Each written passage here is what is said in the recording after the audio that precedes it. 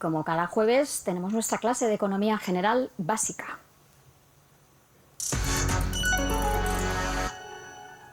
Pablo Gil, buenos días.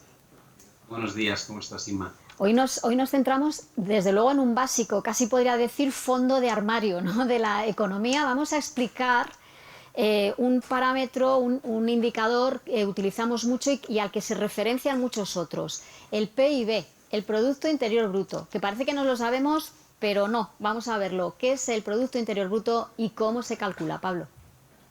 Bueno, se trata de una forma que es la que utilizamos para medir el crecimiento económico de un país y básicamente aglutina pues, la producción de todos los bienes y servicios durante un periodo de tiempo determinado. Normalmente hacemos referencia a un cómputo anual.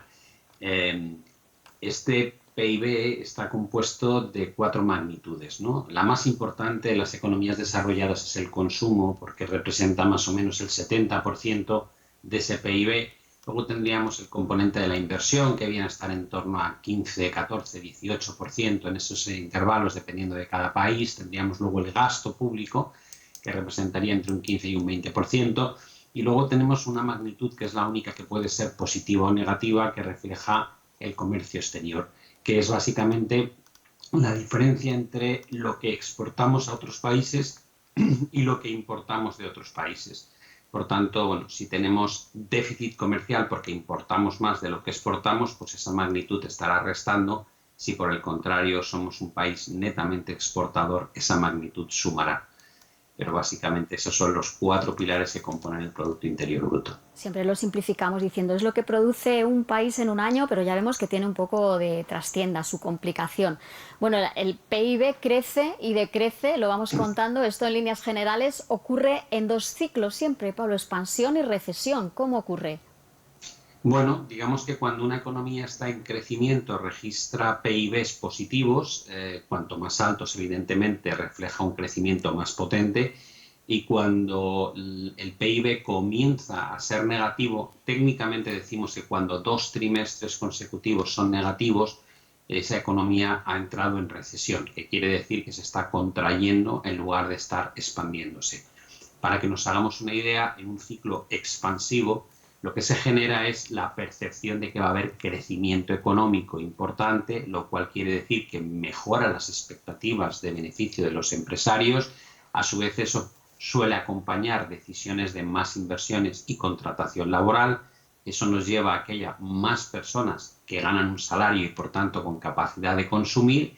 Y como el consumo y la inversión son 2 componentes muy importantes del PIB, todo ese ciclo virtuoso lo que hace es que se genere a su vez mayor crecimiento económico. El único riesgo ahí, pues que si ese ciclo expansivo es muy potente, puede generar subidas de precios, que es lo que llamamos la inflación, y obligar a los bancos centrales a subir las tasas de interés para pues luchar contra ese efecto, que es lo que estamos viviendo, por ejemplo, en este momento en Europa y en otros países del mundo. Si el ciclo es recesivo, ocurre lo contrario.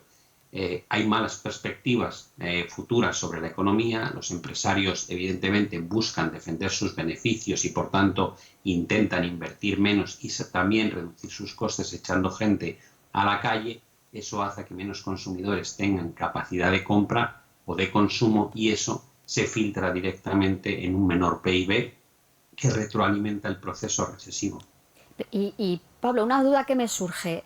¿Siempre se dan esos 2 ciclos uno detrás de otro? Porque ahora hay mucha gente que dice, esperábamos recesión, pero resulta que no, que seguimos creciendo. ¿Y se mide el PIB en todos los países por igual? Bueno, una de las cuestiones que más se ha hablado últimamente es si el PIB realmente es la forma correcta de medir el crecimiento económico. Siempre hablamos de magnitudes cuantitativas y menos de magnitudes cualitativas, ¿no? Y llevamos mucho tiempo a nivel mundial usando la misma mecánica, todos los países miden a través del PIB ese crecimiento económico, pero quién sabe si en el futuro se empezarán a introducir factores más cualitativos que representen pues, la calidad de vida del ciudadano o el respeto al medio ambiente y no solamente la producción de bienes y servicios.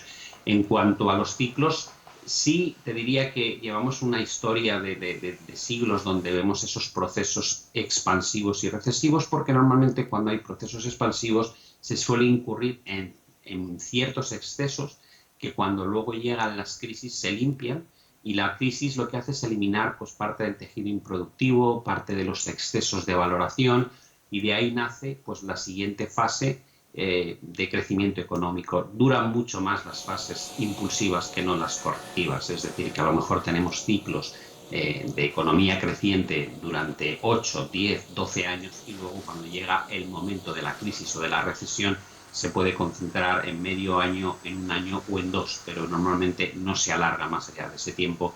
Por tanto, sí te diría que es un ciclo que se repite históricamente y que probablemente se seguirá repitiendo. Pues eso es un consuelo esto. Pablo Gil, economista, trader, nuestro profesor de Economía General Básica, ¿cuánto aprendemos contigo? Gracias, hasta la semana que Muchas viene. gracias. Vale, hasta la semana que viene. Bueno, los mercados